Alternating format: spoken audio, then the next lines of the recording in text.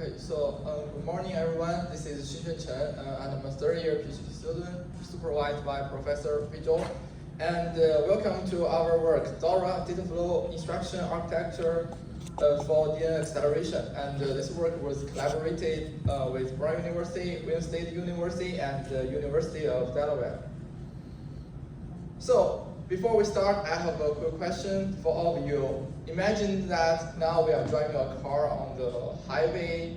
So what do we need to pay attention to? So firstly, we need to watch the lane to guarantee the correct direction. And then we need to pay attention to our pedestrian and the vehicle around us. So actually, this is very similar to autonomous driving system, and the autonomous driving system does the similar things. So as the AI development, almost every perception task can be handled by one or more DNN acceleration or DNN models. So however, implementing the DNN model to FPGA or single FPGA platform is not very easy. So firstly, as I mentioned before, autonomous driving system requires diverse DNN models from several million to several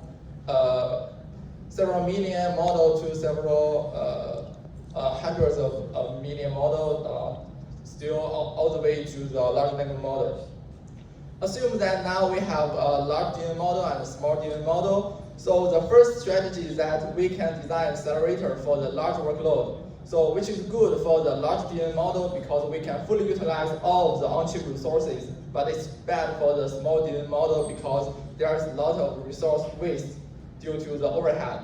Similarly, the small accelerator is good for the small DNN model because we can avoid actual overhead, but it's bad for the large DNN model because we cannot leverage the opportunity for the high data reuse. So one of the intuition solutions is that can we switch the bit stream when we run in different applications? Actually, after our profiling result, it shows that the switching bit stream on the AMD Versal ACAP platform requires about 20 milliseconds.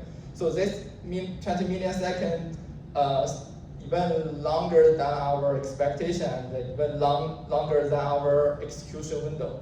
So the first question is that how can we efficiently handle diverse DNN models in one bit stream? And another challenge is that the complicated application will lead to a huge design space. For example, this graph represents a traditional transformer block, and assume that now we are using the ACAP basically Y90 platform. And the design space exponentially to the number of layers and the number of mapping solutions. So if I use $1 to represent one design point, the total number of design points is larger than almost 1,000 years of US GDP in the 2025. So another challenge is that given a task set, we want to propose a framework, and the framework wants to balance the optimality and the scalability.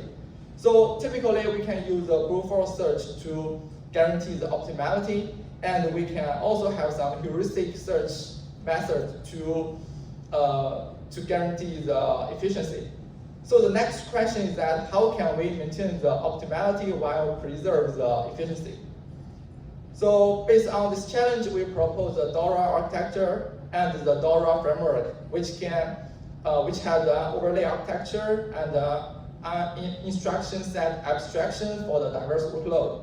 And also for the automatic framework, we will apply a two-stage design space exploration to combine the brute force search and the heuristic-based search to guarantee the optimality and efficiency. Now, let me introduce the hardware architecture design in DORA. So firstly, in terms of the parallelism and the computation management, so here is for example, we have the two matrix multiplication. The first is the large matrix multiplication, and the second is the smaller one. And in the baseline design, we always have a fixed parallelism, which means that for each computation core launch, we will have a fixed matrix multiplication tile size. So which is good for the large matrix multiplication, But when we want to execute or compute the small matrix multiplication, it will induce much computation overhead.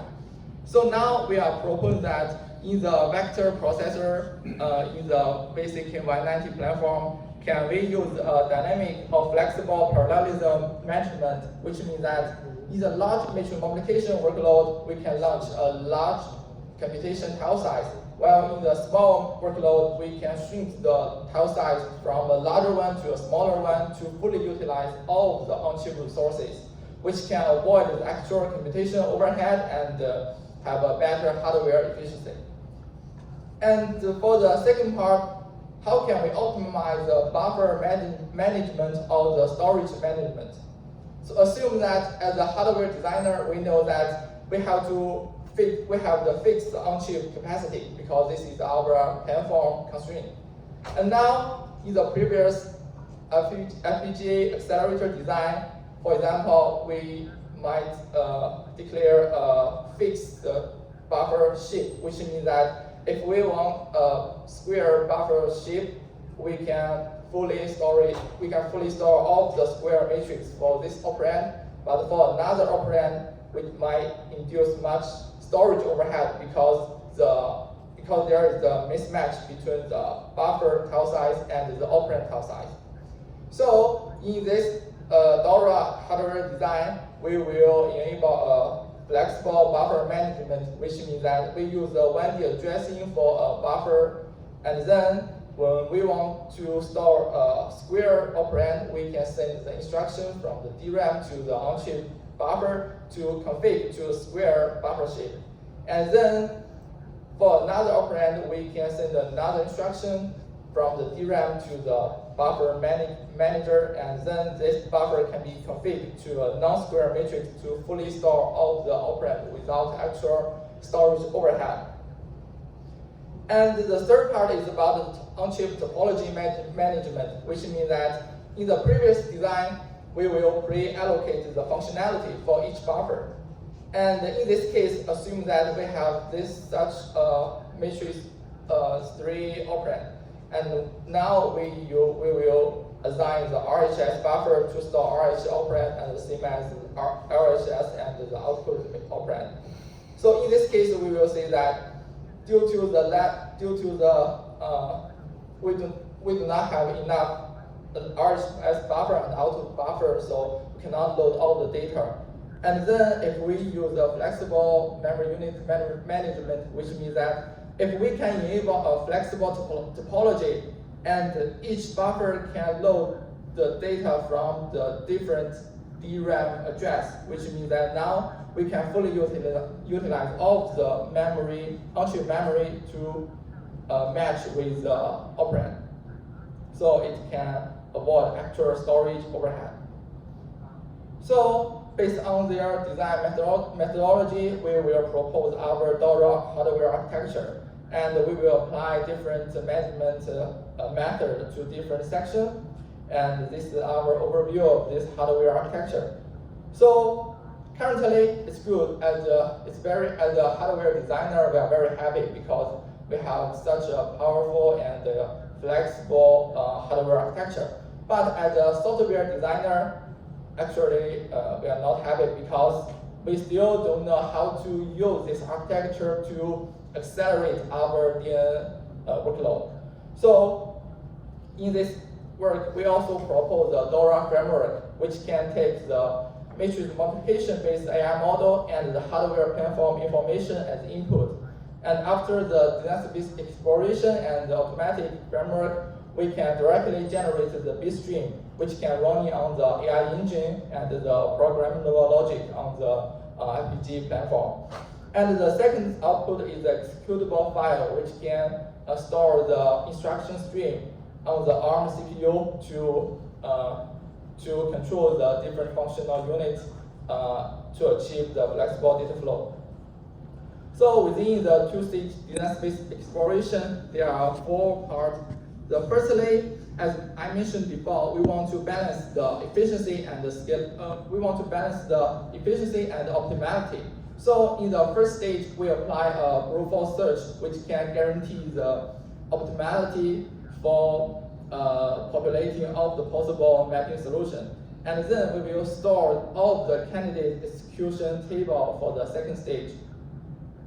And then we will, for the scheduling, which is the second step, we will apply some MRP engine or the genetic algorithm engine to guarantee the optimality and the efficiency. For the MRP engine, we can guarantee the optimality because we can mathematically guarantee that this is the best design choice in our DNN space. And for the larger workload, we can use the genetic algorithm. The results show that the heuristic method can still have higher performance under the acceptable time constraint. And thirdly, based on the DNN space exploration result, we can generate the execution flow for each functional unit. And firstly, we will analyze the data flow for each functional unit, and we will prepare the detailed and coarse-grained instruction sequence for each functional unit. And then, based on the instruction sequence, we can generate the layer by layer instruction, and this instruction is stored in the DRAM. So now I'm going to introduce our experimental setup and the evaluation result. So firstly, we prototype the DORA architecture on the AMD Versal VCQ190 platform. This is a 7nm FPGA board. And the resource utilization shows that the instruction-related modules only consume the register and the LUT. So as we all know that these two resources are typically not the bottleneck in the accelerator design.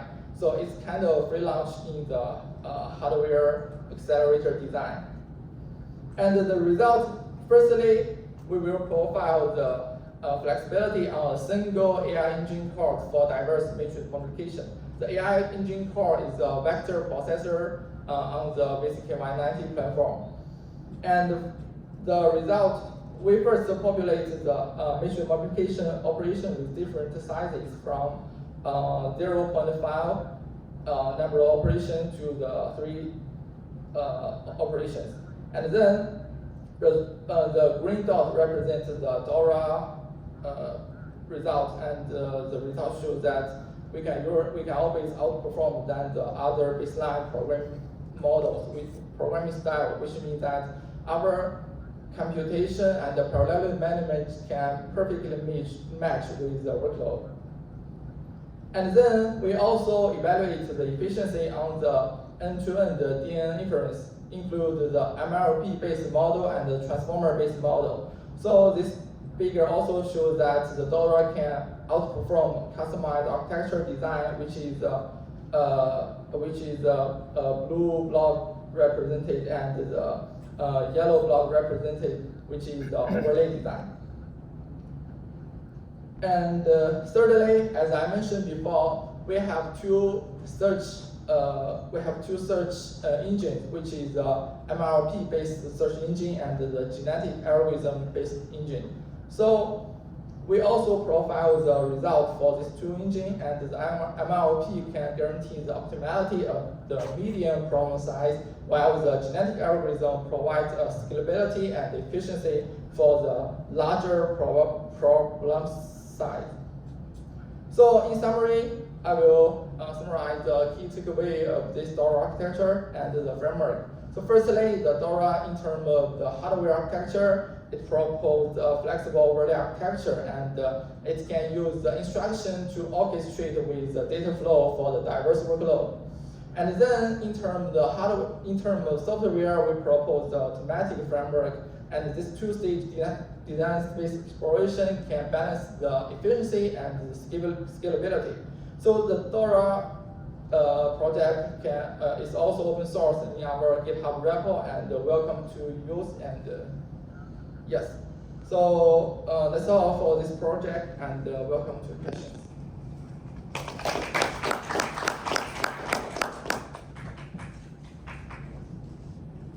Do we have any questions to Xingzhen?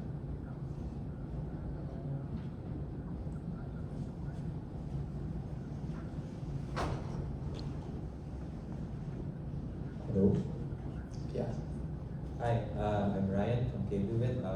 Thank you for the nice presentation.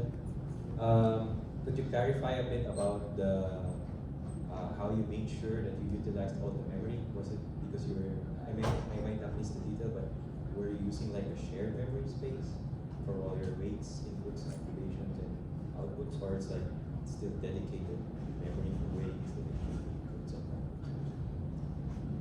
outputs? Okay, so the shared memory, you mean the specific fabric on this platform, or? Yeah. Okay, so I think there are 3 levels of memory in our proposed architecture. The first is single AIE. There are local memory in each single AIE core, and this we call the L1 memory. And there are also the L2 memories on the AI engine shared memory tile. This is the specific fabric. This could be called L2 memory. And for the L3 memory, which is on the programmer logic, and it consists of the VRAM and URAM. Yes, there are 3 levels of memory hierarchy. Okay, thanks. Any other questions? Okay, let's thank you, Xingzhen. And our next speaker will be John.